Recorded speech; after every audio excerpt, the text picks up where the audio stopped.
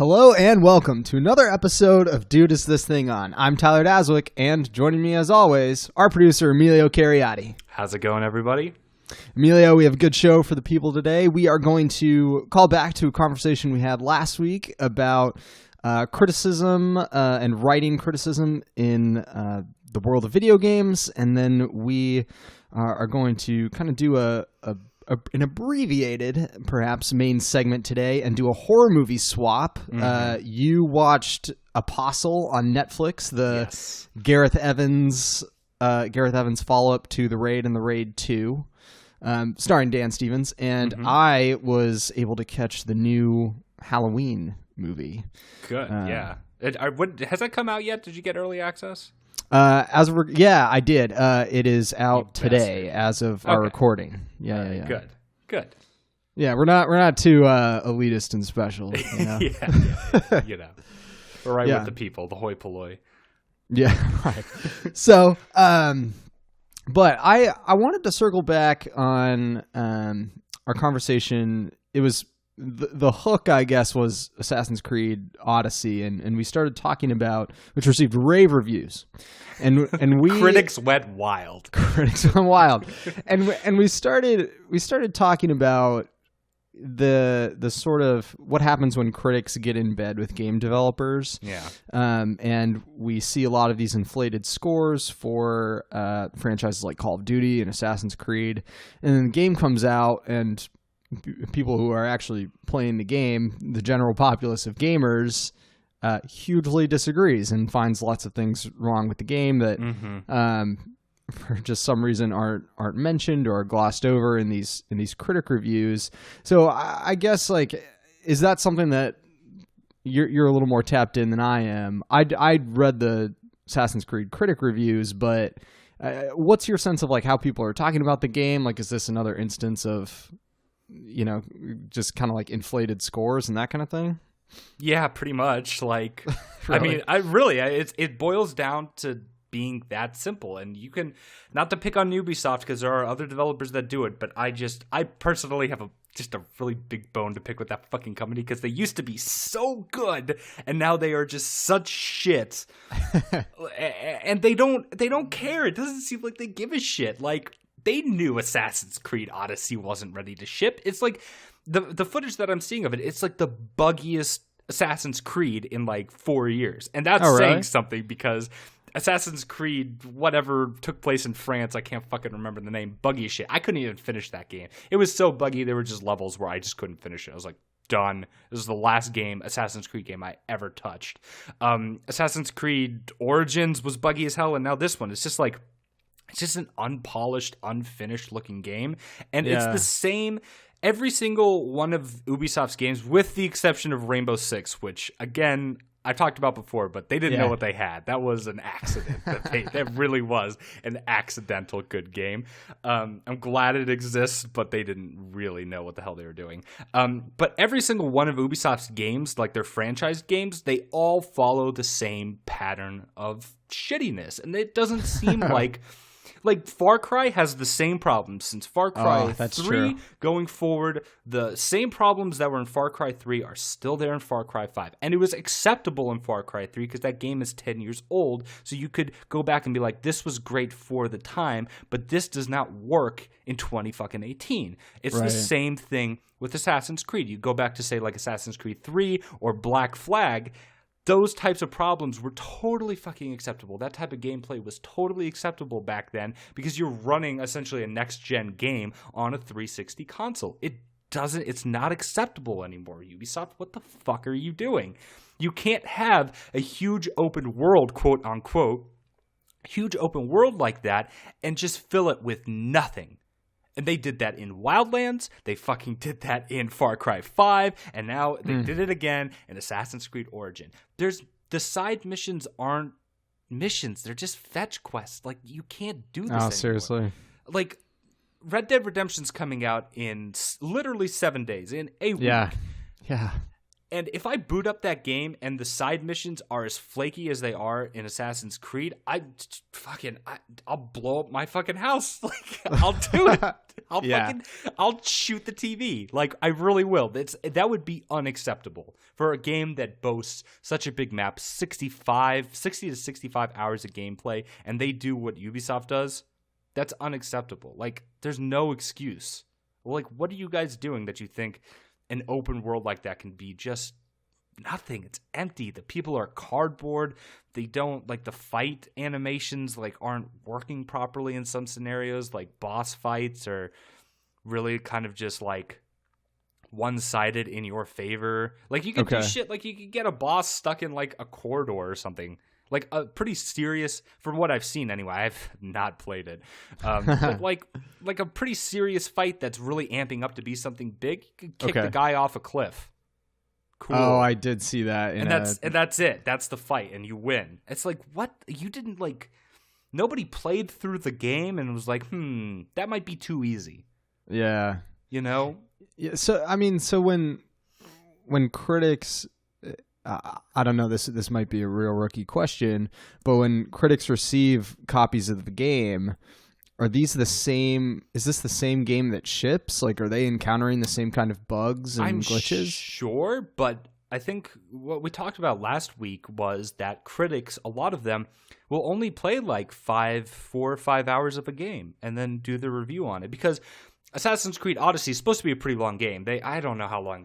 Let's say 50 hours. I don't actually know the number, but let's just say Assassin's Creed Odyssey is officially 50 hours long. Pretty long game. Like, that's going to take a good chunk of your week playing through it all the way. And if you have other reviews to do, there's no way you're going to be able to do it all. But what they don't realize is they say, okay, I'm going to play the first 5 hours of the game. That's a good 10% of it. Okay, fair enough. And you can assume that the rest of the game follows the formula based on the first 10% of the game. A pretty innocent sort of, like, understanding of how it's going to work. What they don't realize is, like, a good 35 hours of that 50 hours is just quote-unquote side missions that you need to complete in order to level your character up enough to actually follow the main quest line, which will only take about 15 hours.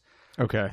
And so they go, okay, the first 5 hours is really jam-packed with all this cool stuff and everything. So maybe there's a couple bugs here and there, but it's forgivable with how great the game looks in the first 5 hours. But they don't realize after that 5 hours, you hit your first wall, and it's just grinding until your character is strong enough, quote-unquote, to finish up the rest of the game. And so that's not a real authentic look at what the final product is. Looking back at the end of 50 hours... will you say, oh, that was time really well spent? My character feels very fleshed out and developed. I feel like a better, stronger player because of that 50 hours? Or are you just going to be like, wow, where's the rat poison? I need to kill myself right now because I just wasted 50 hours of my young 15-year-old life playing that fucking game.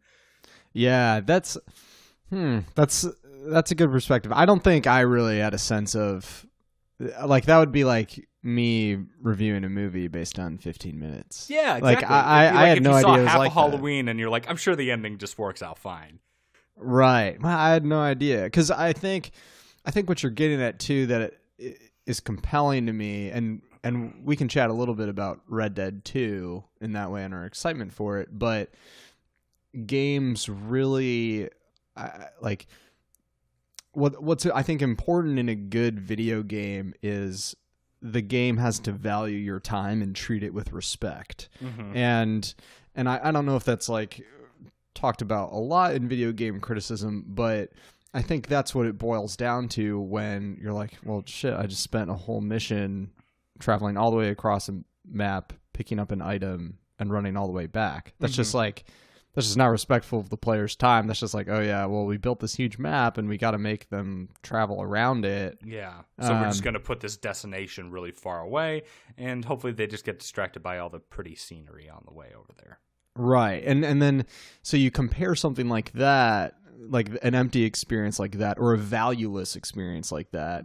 Like, two games come to mind. So, like, the way people are talking about Spider-Man on PlayStation 4, where Spider-Man, creates this recreated Manhattan and puts a lot of effort into that, but they also put a lot of effort into, like, physically traveling. There are like entire articles and features and interviews and in-depth analyses of just how Spider-Man handles the web swinging of like just the way you travel. And so it makes you feel like Spider-Man. Right. Makes you feel like Spider-Man. Yeah. But, you know, like I guess the side missions in Spider-Man like aren't particularly complex, and there's like collectibles and backpacks and things like that for you to find. The generic shit. Right.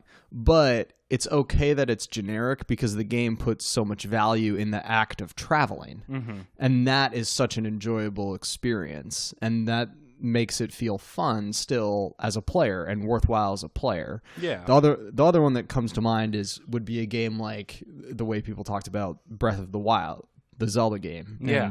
And they pack the world with so much variance and dynamism where weather can come and impact the way your weapons are used, and enemies can appear at different times of day and night, and you can always interact with things and kind of, I don't know, almost use like this sort of chemistry that is built into the game to blend elements and all of this stuff.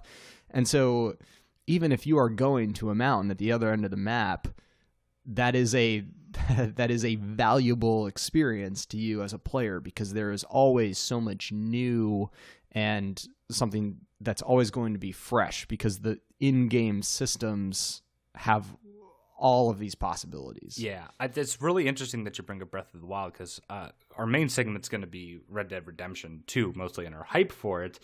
And so the point I was actually going to make during that was that a game like Breath of the Wild itself, like, it changed the genre of open world games so much that you can never really go back. Now there's a new status quo, and it's the Breath of the Wild. And I think, based on everything that I'm reading off of Red Dead Redemption 2, and I'm not a huge fan of hype, but god damn it, am I excited for this fucking game. Yeah, dude. Based on everything that I'm reading on Red Dead Redemption 2, they saw Breath of the Wild and they're like, oh, fuck. Dude, we got to knock this up like a notch or two, you know, to really get people excited and get the most out of this experience. And I think game developers in general would be wise, and I think a lot of them currently are looking at Breath of the Wild and being like, okay, if we're going to do open world in the future, it has to be as good as this, or, you know, potentially better, hopefully better. What Ubisoft has fucking showed us with this god-awful game, Assassin's Creed Odyssey, is they looked at Breath of the Wild and they said, fuck it, our formula is still making money. Why would we want to change that? And that's fair for, like, most industries, but for an artistic industry, Tyler, to look at the competition, and the competition is fucking, I don't know, Michelangelo, and they've just painted the Sistine Chapel, and you still got your watercolors, and you're like, fuck that, man. People are still buying my watercolors. Why would I ever want to do something like the Sistine Chapel? Yeah.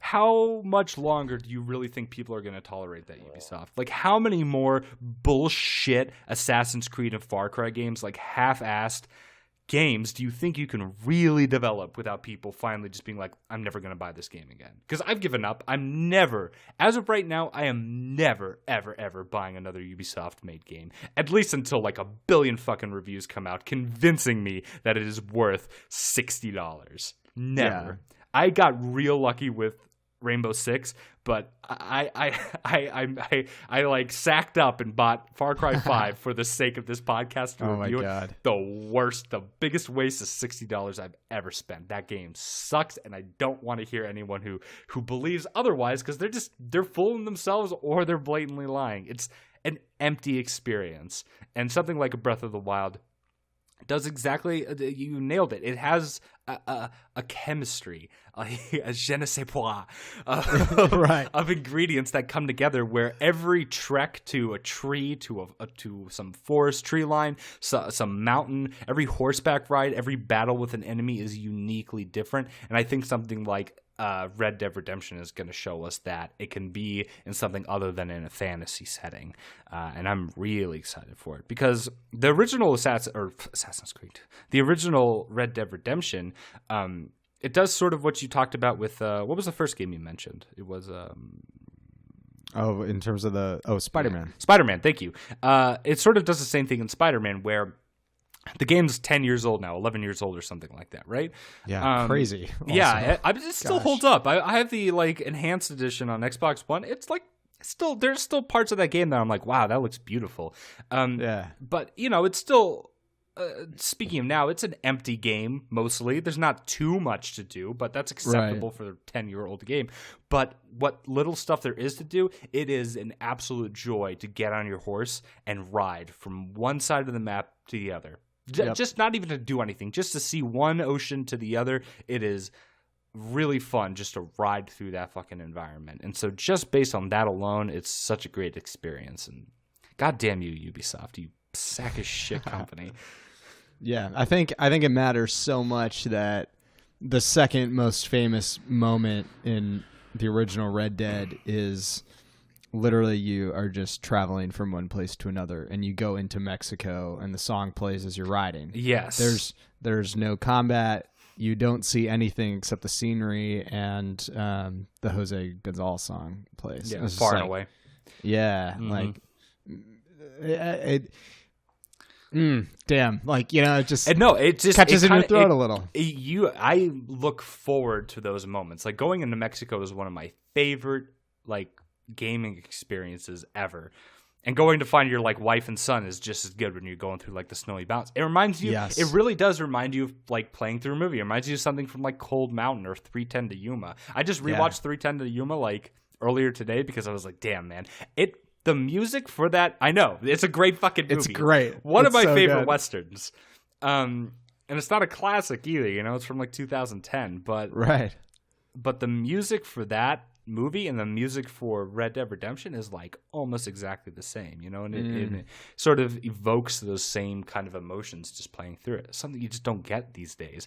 And good on Rockstar, man. They very rarely make a game that's like just okay. I think Grand Theft Auto 5, the single player, a lot of people really like the multiplayer, but I really don't like Rockstar multiplayer games. But the single player in Grand Theft Auto 5 was just okay. And I don't think they're going to repeat that mistake for Red Dead Redemption. Definitely doesn't look that way. Yeah, I kind of like that we landed here because I think that is what I'm most excited about in Red Dead 2 isn't really like we're both huge Western fans and it's awesome to have a great video game franchise that centers on that, or the gameplay really that never does it. But I have been thinking more than anything about the idea of just coming along a stagecoach and having no idea what's going to happen. And those people will like reach out to interact with me. They won't just stand there like robots waiting for me to like sidle up and hit A. Like exactly. Like there will be a story happening whether I am there or not. And I can interfere with that however I want, and that will affect things. That will change things, and like hopefully, this is the hope. Right, and because we've been made these promises before, video game community, and they have not panned out. Right, and I think when you compare it to something like Ubisoft, I really like how you talk about gaming as really artistic because I think it's so cool to me how the tech side of it, that if you innovate within the technology, that leads to things that are really artistic, and that leads to artistic possibilities that are just unique to video games. And suddenly you're interacting with a Western story, even in the original Red Dead Redemption, in a way that you can't in a movie. Goodness knows we've seen a million horse and riders in a Western movie travel across the desert to evocative music.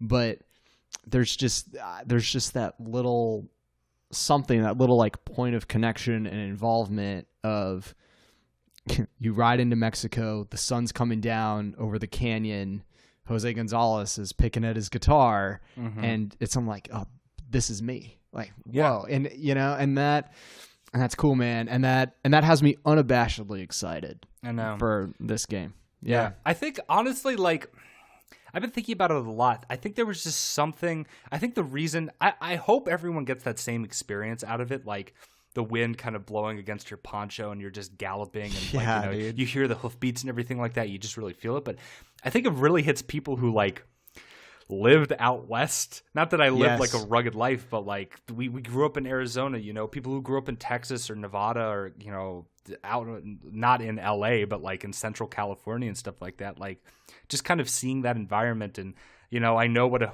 horse sounds like, galloping along, Yes. I know what a gun sounds like. I know what the wind sounds like. I know what the rain sounds like. The rain in Red Dead Redemption, when it's like raining in the Mexican like environment, like it's weird. It really does. It looks just like that. It really just looks just like that when it rains in the desert. It's hard to describe because, I mean, people in the Northeast and the Northwest and Florida, like you say, you talk about rain and they're like, rain, yeah, it happens like every other day. But like in the desert, it doesn't.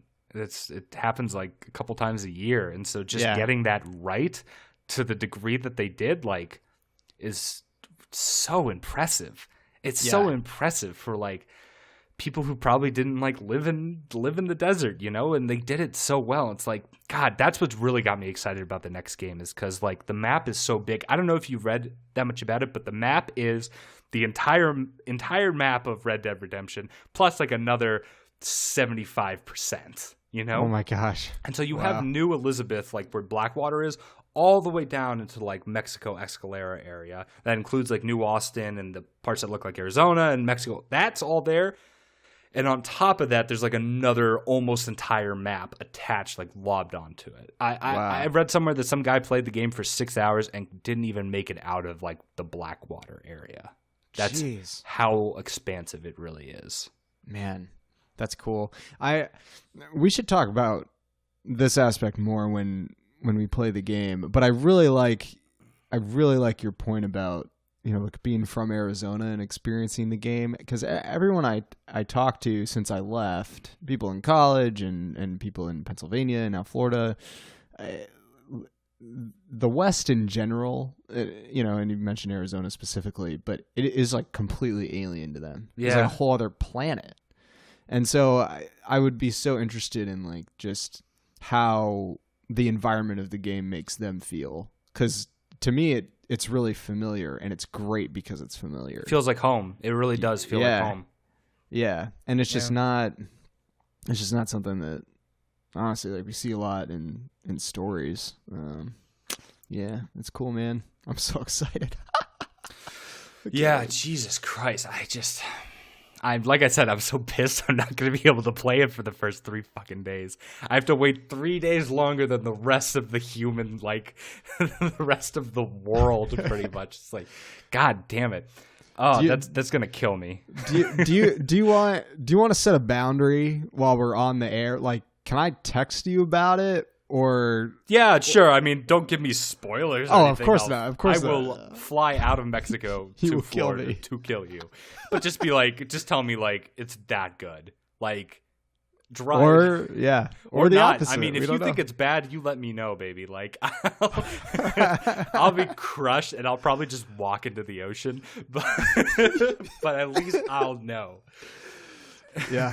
All right. That's good to know. Hey, let's pivot to the back half of the pod, and we'll do this little horror movie exchange. You checked out Apostle on Netflix. Mm-hmm. One of my Dan Stevens.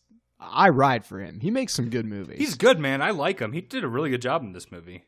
Yeah. Okay. So give me your overall thoughts. My overall thought was it was a solid movie. Was it like A++ greatest fucking like horror movie I've ever seen? No, but very respectable. A very respectable, like modest horror movie coming off of a guy who hasn't really done anything in the horror genre as far as I know, and is coming off of like a small budget and on Netflix, which is not like a wide release into theaters. He doesn't have the production support as, a movie that's made by MGM or something like that. Really good. The tension is there, man. They do a really good job with the scare parts. There aren't too many of them. Okay. A lot of the fear comes from just the unsettling nature of being like isolated on this island and what everyone is kind of capable of, and just it really, I don't know if you've ever seen any documentaries on like Jonestown or anything like that, or if you've ever even heard, like, it's really grisly, but if you've ever listened to the tape recording of them killing themselves, essentially, it's like a 20-minute tape of them going to their final mass and dying, essentially. The tape is not scary to listen to. It's not like you're like in fear, but it's just so unsettling to hear these people like commit suicide, really. And that same sort of unsettling tension is present throughout the entire movie, and I really liked it just for that. I don't want to give anything away, but it's a little bit. I mean, it is just quickly. It's about this character who is played by Dan Stevens, and it's they do a really good job of starting where the action is. And from the very beginning, he's reading a letter from his sister. She's been kidnapped for this cult. If anybody but him shows up with the ransom money, she's dead. And he has a dark past. He seems like a very capable person, someone who's used to violence. And he's going to use like his cunning and his guile and his like his use of his knowledge of violent situations in order to get her out alive. Boom. That's the story. Okay. And from right there, he's on a boat. He's on a train and then on a boat to this island. And it's just him. They do a really good job of setting him up as a character who is very cunning and smart. He can get out of sticky situations. He can lie. He can cheat. He can intimidate to get what he wants. But it's in the name of saving somebody. And so it's kind of justified the way that he does it. And it just is madness from there. Like you step onto the island and everything seems like okay, and then very classically it steps up until you really understand what the fuck is going on and like why the island is what it is, I guess. Okay, so it's kind of I guess the obvious comparison is Wicker Man. Yeah, but good. It is like you get a serious Wicker Man vibe because it's it's kind of like an Amish community. The movie takes place in the 30s, I want to say, is like interwar period. Okay. So there's technology and they obviously don't use it. It's very like kind of like little medieval, a little medieval like kind of community. They're very simple folk. They dress in like ankle length skirts and stuff like that. The whole song and dance. But yeah, and they sort of like worship the earth and these sort of like pagan rituals that like aren't around anymore, mainly because of Christianity, but sort of that old, cowabunga. Got him. Yeah, we fucking toasted him. But there's sort of that like simplistic kind of paganist ritual to it, and sort of that connection to earth that was sort of lost with the wave of Christianity that would follow that throughout history. And so that's sort of like the religion that they have. It's sort of that blend between paganism and Christianity that all cultists love. Fun for the whole family. Yeah, fun for the whole family of cultists. Family. So Garreth Evans directed this, and he did The Raid and The Raid 2, which we talked about a couple episodes ago. Yeah. Can you? I guess my question is like, can you tell it's him? Yeah, that's a good question. Actually, I was about to bring that up. You can absolutely, because we talked about this in The Raid, where he uses the camera. He uses the camera like it's your face, and so he just like kind of directs you to shit. I just bumped the mic. He kind of just directs you into like where you want to go. Same thing here. You wouldn't expect it for a horror movie, but there are certain bits of action that happen in this horror movie where the camera follows the same thing. Where somebody, someone stabs someone, the camera follows the blade. Like someone is tumbling on the ground, and the camera will follow onto the ground or through a hole or through a cave or something like that. Like I said, you can tell that he's behind the camera on this one. Like it's everything cinematically that you loved from The Raid, but with like a horror aspect. So that's a great question. You can absolutely tell like his hand, and it makes the film even better. Oh, that's cool. Because it's just unique. It gives it like a very unique feel. Okay, I think I'm in. I like Dan Stevens. Watch it tonight, man. It's not very long. I think it's 2 hours long, 2 hours and 5 minutes long. It's not a super long movie, but it's really cool. Like the ending is very interesting too. It has something to say about the ending. It doesn't just like it doesn't just like cut. It's not like the most poignant thing. It's not like race relations or anything like that. But yeah, it kind of reminds me of like a short story, like I forget the name of it, but that short story that gets repeated, The Lottery, where everyone tries to win the lottery, and then the person who loses gets like killed or whatever. That like short story. Yeah. That's sort of like thematic sort of take on it. It's really like a good short story made into a very decent like thriller horror movie. Yeah. All right. I'm in. Cool. That is Apostle. You can stream it on Netflix right now. Yes, you can. Emilio, how do you feel about Halloween as a franchise? Oh, the movie franchise? Yeah. I can appreciate it for what it is. I am just face value, not a huge horror fan. I have watched like old horror movies. Like I watched the original Halloween. I've seen the original Friday the 13th, Nightmare on Elm Street. Yeah. John Carpenter's The Thing. So I appreciate the classics, but like I've never seen all of the Halloween movies. I definitely didn't see the Rob Zombie ones. Yeah, no, me neither.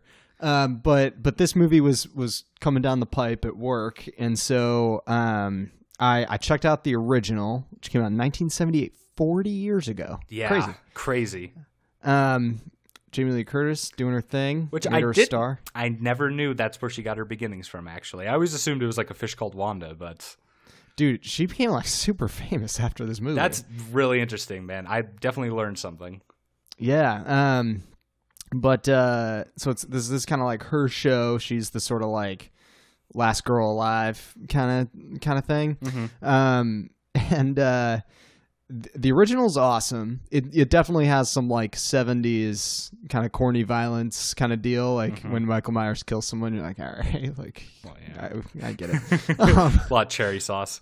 Yeah. But it's lean and mean. It's so simplistic. Which is funny because I guess I haven't seen any of the sequels except this most recent one. Mm-hmm. They for 10 more movies kind of like blow out the Halloween like expanded universe. Yeah, and like Halloween in space, like they do a whole bunch of stupid shit with it. Right, there's all kinds of like supernatural crossover stuff going on. Yeah, it's weird, dude. And they got weird titles. There's like Halloween 3: Season of the Witch, and there's like Halloween: H2O: 20 years later. Jesus what the fuck? Christ, I bet that came out in like 2000. Yeah, yeah, that seems like a late 1990s fucking movie.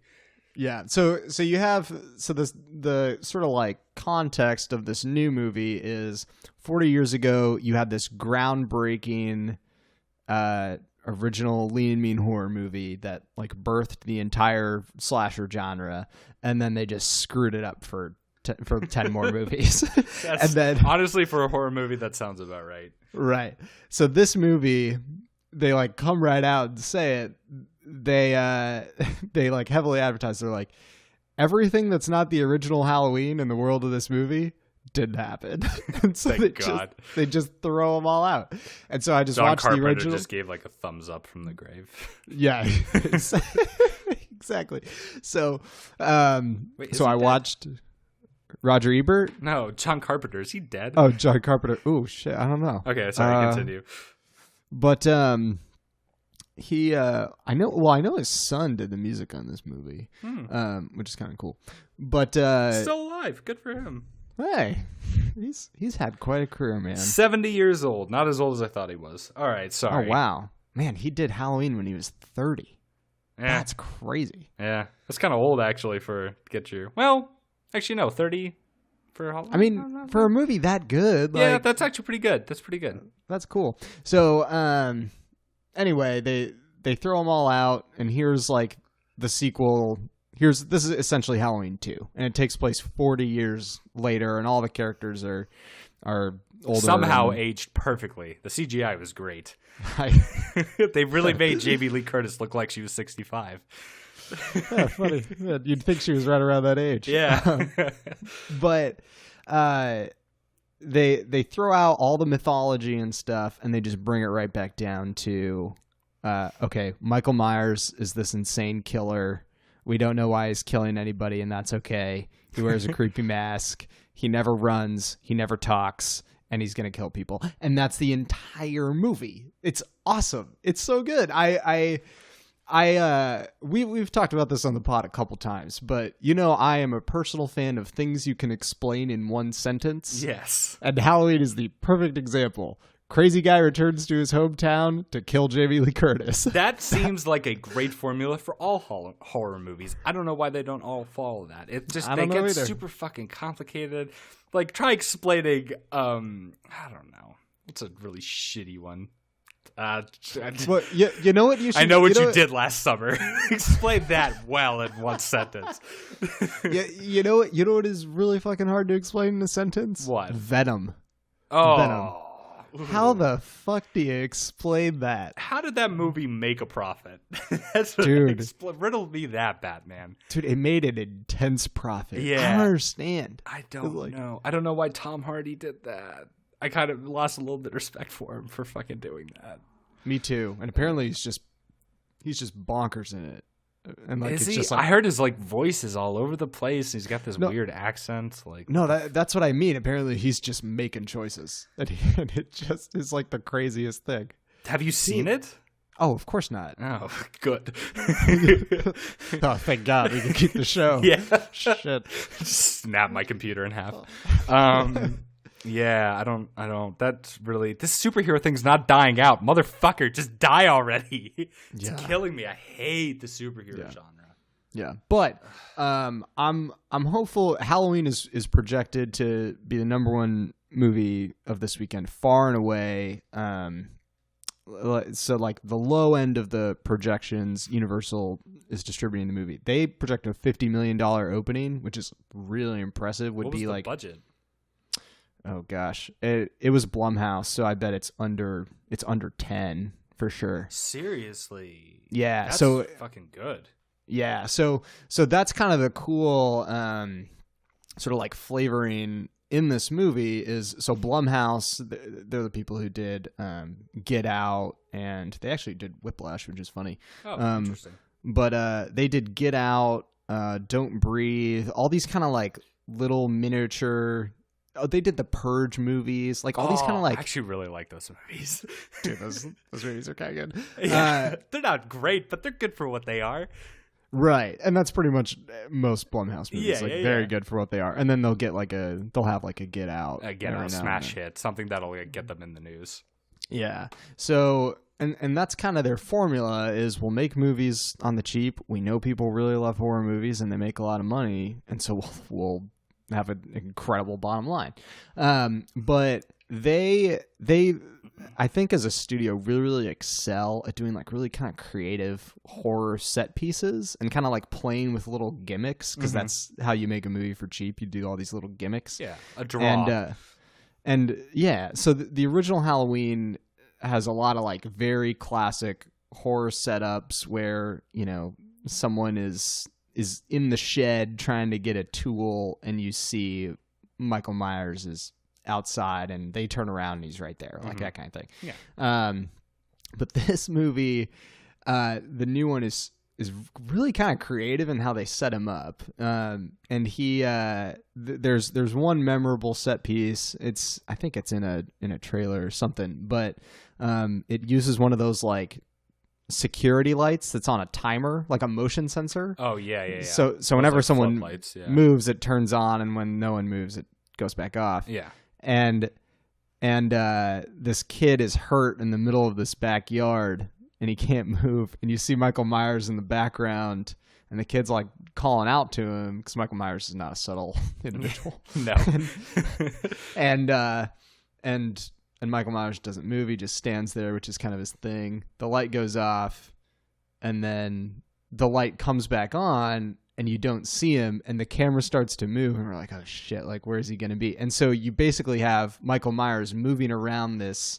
The backyard becomes like a chessboard, where Michael Myers, every time the light goes off, moves again, and then it comes back on, and he's in a different spot, and he's getting closer and closer. It's insane. Yeah. It's one of those things where you see someone creeping through a house, and the lightning flashes every couple seconds, and they get further and further up the staircase. Yeah, totally. Cool. So it's really cool. I highly recommend it if you go and see it, which might be worth it in a crowded theater. It was super fun. Everyone was getting into it. Maybe I'll see it Halloween night. That'll be my thing.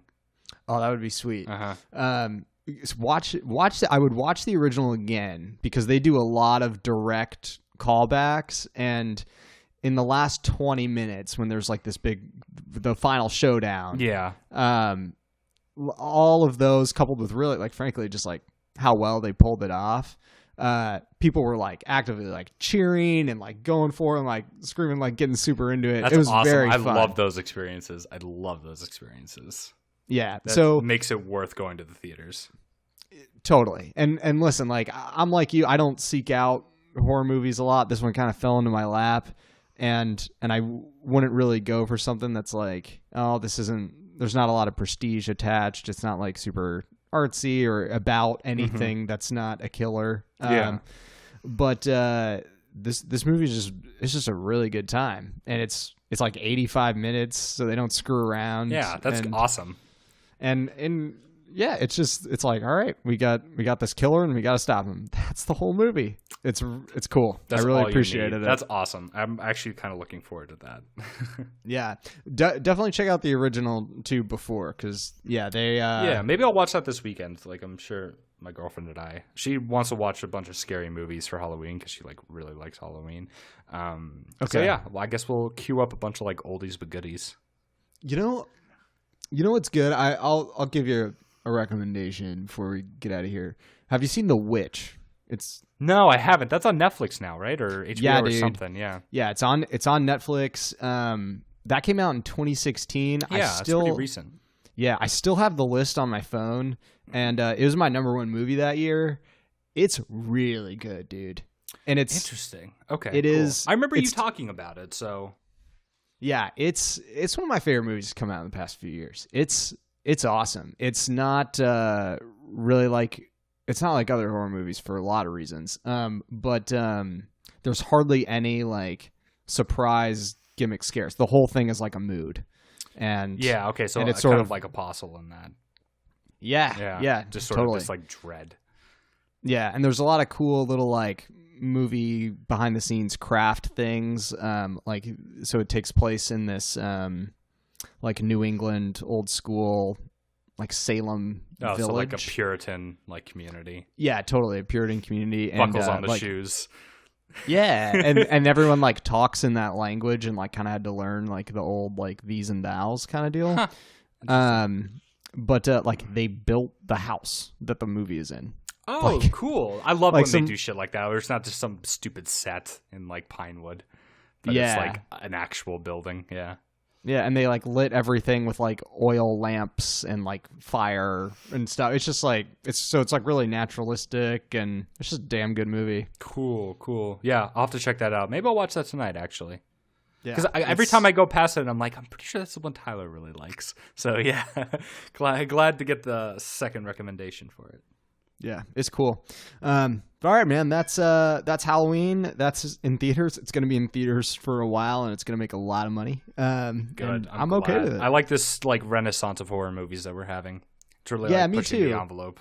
I dig it. Yeah, and it's cool that like we can get stuff like Hereditary, which we talked about this summer, which is like really highbrow and like kind of cerebral.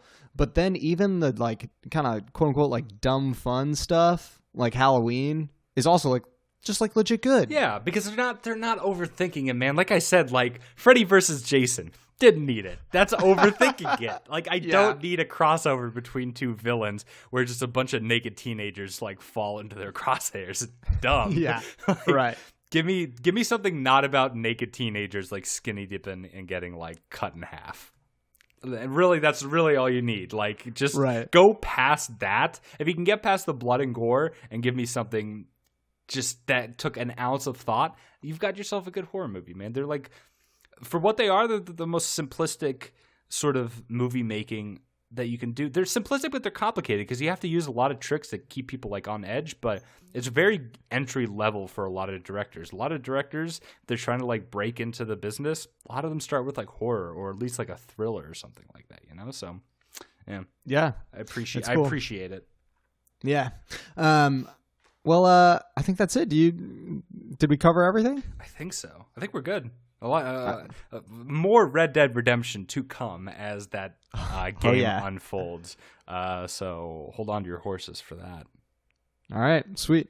That'll do it for this episode of Dude, Is This Thing On? I know we're working on parts of this answer, but Emilio, if people want to find us, where can they do that? Yeah, so soon, hopefully, we will be on iTunes. We just need to redesign our logo because apparently it's not big enough. iTunes didn't know that was a fucking requirement. Ridiculous. But you can always find us on Facebook at Ditto, all caps, Dude, Is This Thing On? And you can find us on YouTube as well, Dude, Is This Thing On, or Ditto.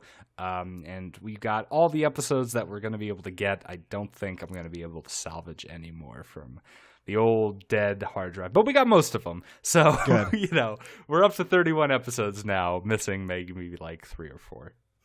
Cool. If y'all want to find me, the best place to do that is on Twitter at Tyler Daswick.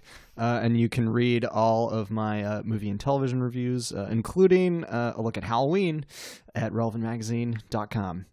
That'll do it for this episode of Dude, Is This Thing On? Thanks so much for joining us, everyone. We'll see you next time. Thanks, guys. See you next time.